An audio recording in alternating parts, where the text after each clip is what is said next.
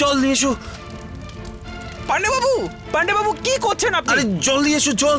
পান্ডেবাবু জল ছাড়ুন, এখন সব জায়গায় আগুন লেগে গেছে, আপনি বাইরে চলুন। আরে জল ঢালো, তা না হলে সবকিছু শেষ হয়ে যাবে পুরো।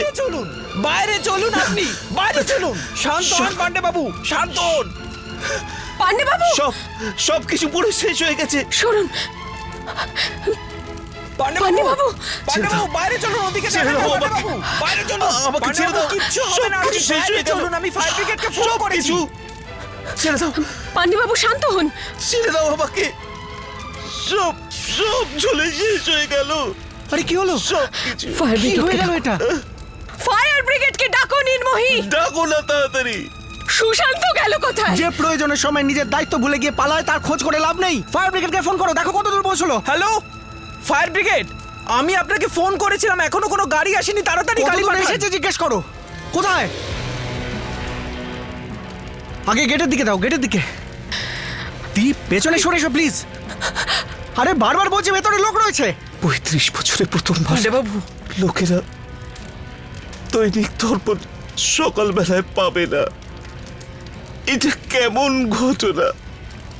আমরা আমার চোখের জল ফেলছি আর দৈনিক দর্পণকে পুড়তে দেখছি। আয়।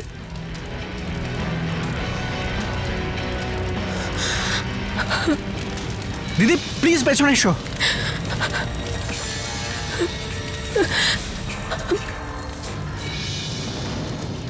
দিদি প্লিজ পিছিয়ে এসো। এদিকে দাও, এদিকে দাও। সব পুড়ে গেল, সব শেষ হয়ে গেল। আর কত পরীক্ষা নেবে ভগবান?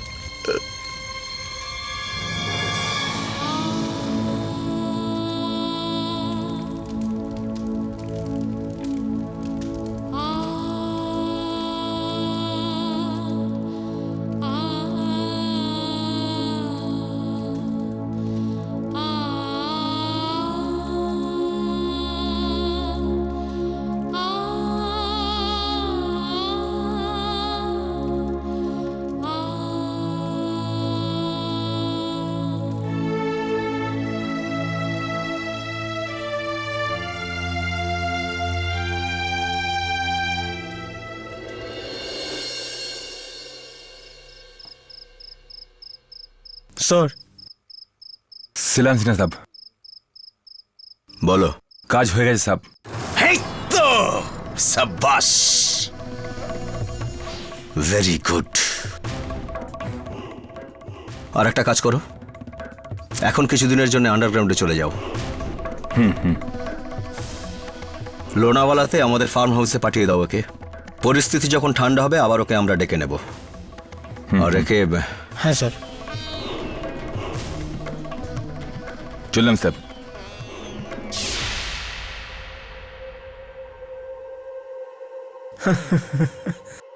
এর মানে কালকে দৈনিক দর্পণ লোকজনের কাছে পৌঁছবে না? কালকে কি বলছো? আমি তো চাই দৈনিক দর্পণ লোকে পড়তেই ভুলে যাক। এরই জোরে ধীরেন্দ্র রায় সিংহানিয়া তার এত বড় এম্পায়ার দাঁড় করিয়েছিল না। আজকের এই দুর্ঘটনা ৩৫ বছরের পুরনো এই এম্পায়ারকে একেবারে ধূলিসাৎ করে দেবে। বসুধা দেবী, আমরা সমস্ত তদন্ত করেছি, আমার তো মনে হয় না এটা কোনো অ্যাক্সিডেন্ট। আপনার কাউকে সন্দেহ হয়? না। ম্যাডাম, আমাদের কমপ্লিট ইনভেস্টিগেশন করতে গেলে দৈনিক দর্পণকে সিল করতে হবে। ইন্সপেক্টর, আপনি শুধু গোডাউনকে সিল করবেন, কিন্তু দৈনিক দর্পণ বন্ধ হবে না। আমি আশা রাখছি এই বিপদের দিনে আপনি আমাদের সাহায্য নিশ্চয়ই করবেন। আপনার ইনভেস্টিগেশনে আমি বাধা দেব না, বরং যতটা সম্ভব আপনার ইনভেস্টিগেশনে আমি অবশ্যই সাহায্য করব। ঠিক আছে ম্যাডাম। কেমন কথা বলছো বসুধা? দৈনিক দর্পণের কালকের এডিশন পুরে ছাই হয়ে গেছে। জানি পান্ডেবাবু, কালকে সকালে হয়তো দৈনিক দর্পণ বেরোবে না, কিন্তু পরশু একটা নতুন রূপে আমাদের এডিশন ছাপা হবে। কিন্তু এটা কি করে সম্ভব? নিশ্চয়ই সম্ভব পান্ডেবাবু, এটা সম্ভব।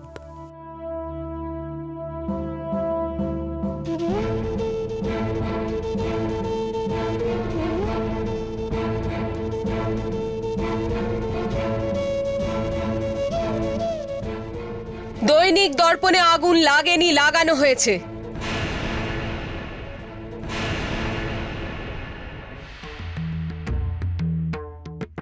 আগুনটা লাগানো হয়েছে এটা ভেবে যে যাতে এই আগুনে আমাদের আশা, আমাদের স্বপ্ন পুড়ে ছাই হয়ে যায়।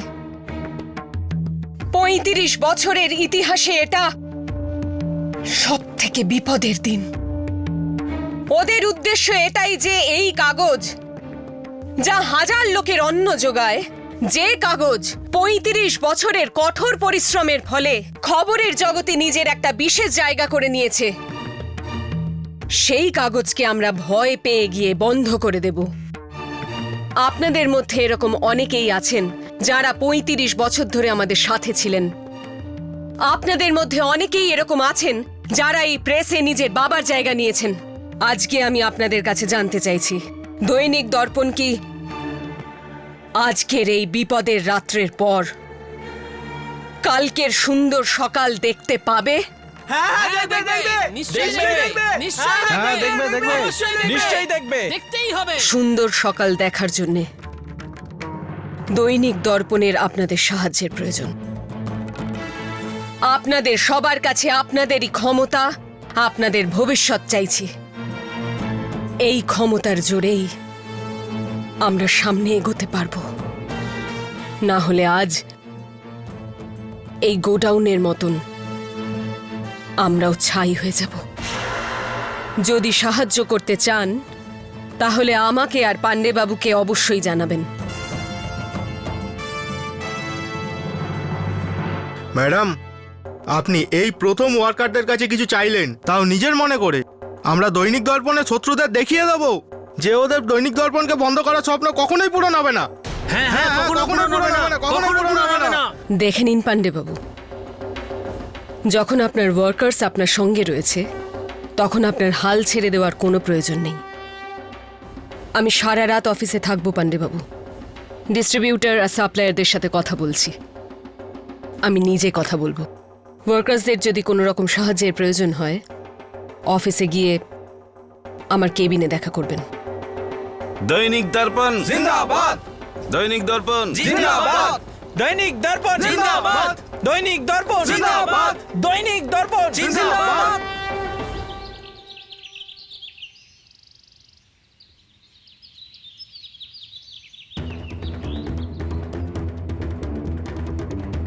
আর আমি আগুন নিয়ে খেলতে বড্ড বেশি ভালোবাসি। এই শত্রুতার মূল্য কিন্তু তোকে দিতেই হবে। তুই যখন যুদ্ধের দামামা বাজিয়েই দিয়েছিস তখন তার ফল ভোগ তো তোকে করতেই হবে।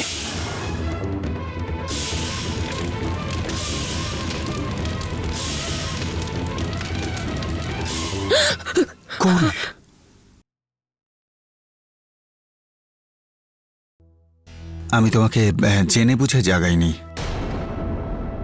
আমি জানি সারা রাত জেগেছ। যখন জানলাম যে দৈনিক দর্পণে এরকম একটা কাণ্ড হয়েছে তখন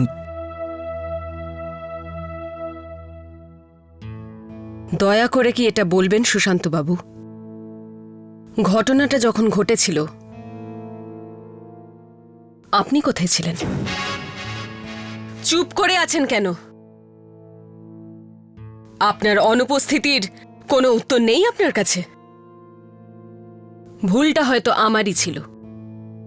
কাল রাত্রে যখন দৈনিক দর্পণে আগুন লেগেছিল তখন আমি শুধু আপনাকেই খুঁজছিলাম। তারপরে আমি ভাবলাম কেন আমি সেই মানুষটার কাছে ভরসা পাওয়ার চেষ্টা করে চলেছি, সাহায্য পাওয়ার চেষ্টা করে চলেছি, যে আমার জীবনের সবচেয়ে বিপদের সময় আমার পাশে ছিল না। যখন আমার জীবনের সবচেয়ে বেশি দরকার ছিল আপনাকে, তখন আপনি আপনার নেশার ঘরে আপনার বন্ধুর বাড়ি থেকে আমাকে ধাক্কা মেরে বার করে দিয়েছিলেন। তাই প্রশ্ন এটাই যে কোন ভাবনা থেকে, কোন সম্পর্কের খাতিরে আজকে আপনি সহানুভূতি দেখাতে এসেছেন? বসুধা, ওই রাতে যা হয়েছিল সেটা আমারই দোষ।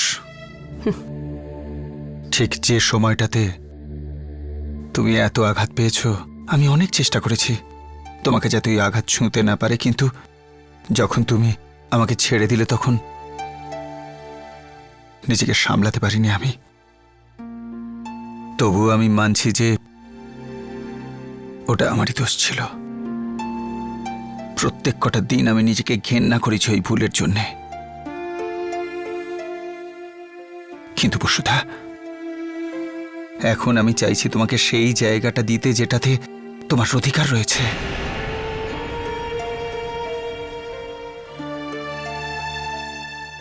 অধিকার,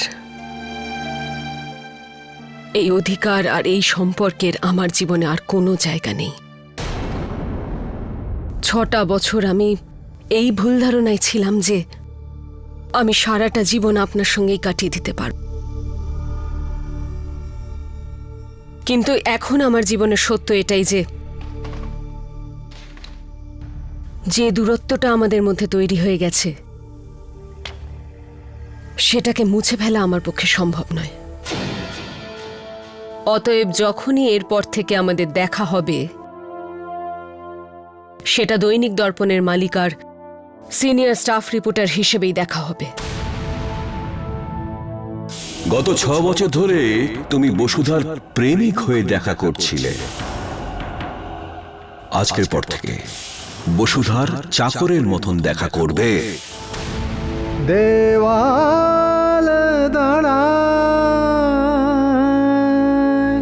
ঘরেরই বিরুদ্ধে,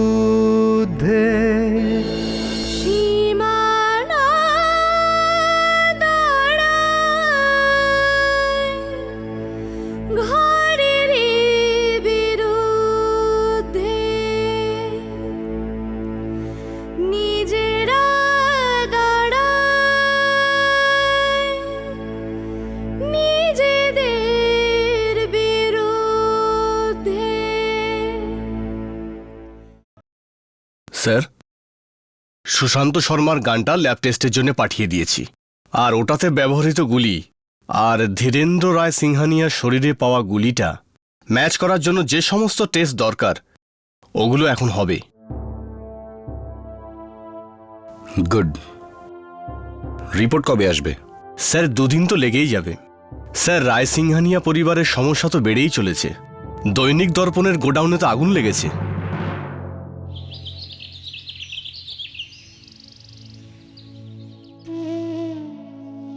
হে ভগবান, কি হয়ে গেল? সাবধানে। কেমন আছে বাবা?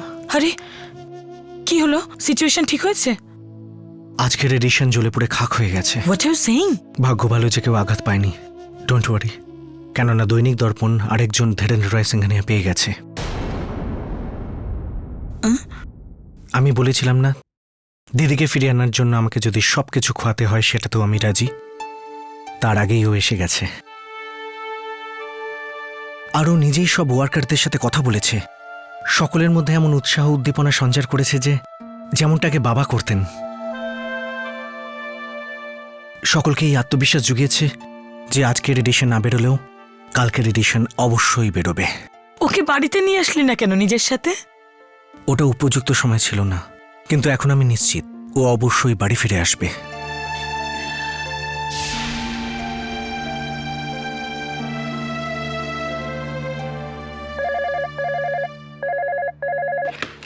হ্যালো।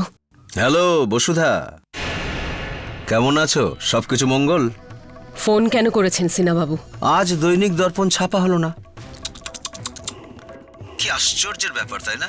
দৈনিক দর্পণের 35 বছরের ইতিহাসে এই প্রথম এই রকম হলো, তাই না? ইতিহাসের খুব খোঁজ খবর রাখেন মনে হচ্ছে সিনাবাবু। আর যতদূর আপনার ইতিহাস আমার জানা আছে, আপনি আগুন লাগানোয় খুবই পারদর্শী। কিন্তু আপনি ভুলে গেছেন, সোনা আগুনে পোড়ার পরেই খাঁটি সোনা হয়। দৈনিক দর্পণ শুধু আজকে ছাপা হয়নি। কালকে খোঁজ নেবেন আপনার কাগজওয়ালার কাছে। আমাদের কালকের এডিশন আপনার টেবিলে অবশ্যই পেয়ে যাবেন।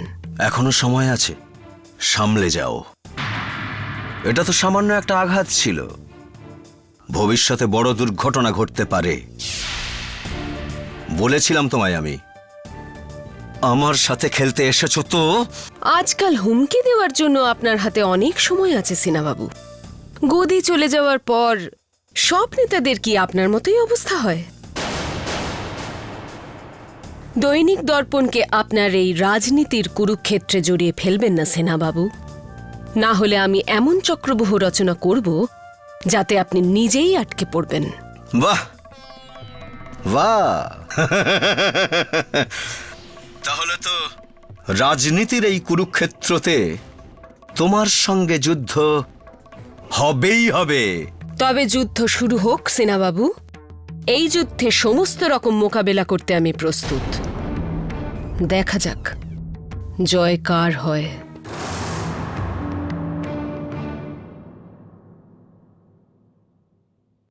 আপনি এখানে এলেন? আমি তো আপনাকে বলেইছিলাম যে কোনো প্রয়োজন পড়লে আমি আপনার অফিসে যেতে পারি। তাহলে আপনি এখানে কষ্ট করে এলেন কেন? আপনার স্মৃতিশক্তি ভীষণ ভালো, কিন্তু আমায় আসতেই হলো। কেন? ভাগ্য বসুধা দেবী, আমাদের দেখা আরেকবার হওয়ারই ছিল। প্রথমে আমি মিস্টার রায় সিংহানিয়ার ওপর গুলি চলার কেসটার তদন্ত করছিলাম, আর এখন কাল রাতে দৈনিক দর্পণের গোডাউনে আগুন লাগার তদন্তটাও আমি করছি। বিক্রমবাবু, দুটো কেস কিন্তু আলাদা। কিন্তু একটা জিনিস কমন, দুটো ঘটনাই আপনাদের পরিবারকে কেন্দ্র করে। দেখুন, ঘুরিয়ে ফিরিয়ে কথা বলে সময় নষ্ট করার অভ্যেসটা আমার নেই। সোজাসুজি কাজের কথা এলেই ভালো হয়। বসুধা দেবী, আপনাকে মানতেই হবে, এত দুশ্চিন্তার মধ্যেও আপনি ভীষণ ধৈর্য ধরে কাজ করেন। যে কোনো কথা বলার আগে খুব ভেবে চিনতে বলেন, যাতে কেউ আপনাকে কোনো কথায় ফাঁসিয়ে দিতে না পারে। কি করব বিক্রমবাবু, সতর্ক তো থাকতেই হয়। না হলে আজকালকার পুলিশদের কি ভরসা, কি জানি কখন কোন কেসে ফাঁসিয়ে দেয়। আর আপনাকে দেখে মনে হয় যে আপনার হাতে সময়ের কোনো অভাব নেই, কিন্তু আমি প্রেস চালাই বলে আমার হাতে অযথা কথা বলে নষ্ট করার মতন সময় নেই। অযথা কথা বলছি না আমি। রায় সিংহানিয়া পরিবারে এটা দ্বিতীয় অঘটন, আর আপনি এই দুটো কেসের সঙ্গে জড়িত। মিস্টার রায় সিংহানিয়ার উপর গুলি চলার কেসে তো আপনার প্রেমিক সুশান্ত শর্মাও জড়িত। সুশান্তর এই কেসের সঙ্গে কোনো সম্বন্ধ আছে বসুধা দেবী।